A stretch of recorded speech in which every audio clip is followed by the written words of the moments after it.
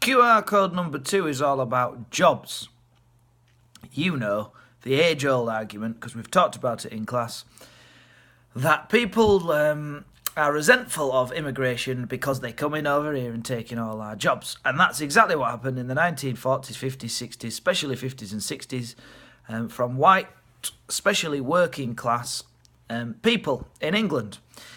And despite the fact that we were requiring immigrants, as you know, to help us rebuild after the war, we needed them to come in and fill these spaces.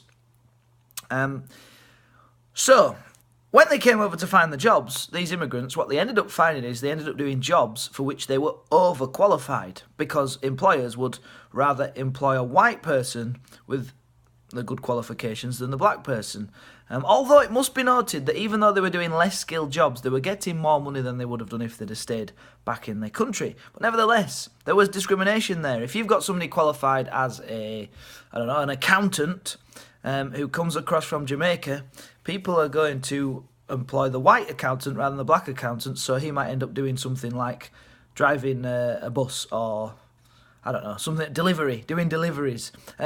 Now, doing that work and getting the money that they got might be more money than they would have got back in their home country. But remember, back to housing, it's going to cost more to live there, to live in Britain.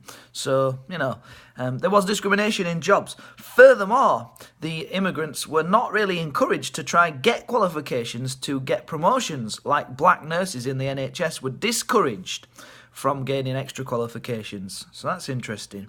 And trade unions. Trade unions are supposed to protect workers' rights. In the 50s, trade unions were trying to protect, in some cases, white people's working rights. In 1955, so here we go, write this down, 1955, in the West Midlands, transport workers went on strike to protest about the increasing numbers of coloured workers. Coloured, by the way, is not an acceptable term now. Those are the words that they were using at the time.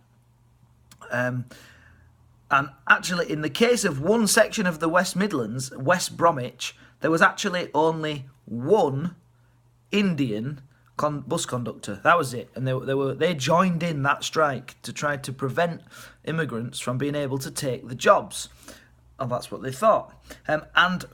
If we add on to that as well, there was also protests and a lot of grumbling about the idea that immigrants were coming over to take advantage of our benefits system, which is something that happens now as well, actually. But certainly in the 1950s, a lot of the people who came across had jobs. So they weren't relying on benefits, they weren't relying on job seekers allowance or all of that stuff. They came over here to have and to get a job, and that's what most of them did. So it was a real struggle in the jobs market.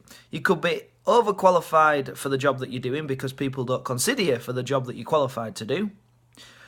People are going on strike about people with certain races, certain creeds, certain religions from different parts of the world getting a job ahead of white native British people, and you're being discouraged from getting promotions.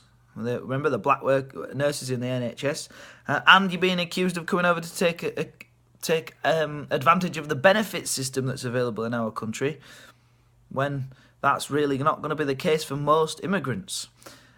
So that's the issue for them in the jobs market. There you go.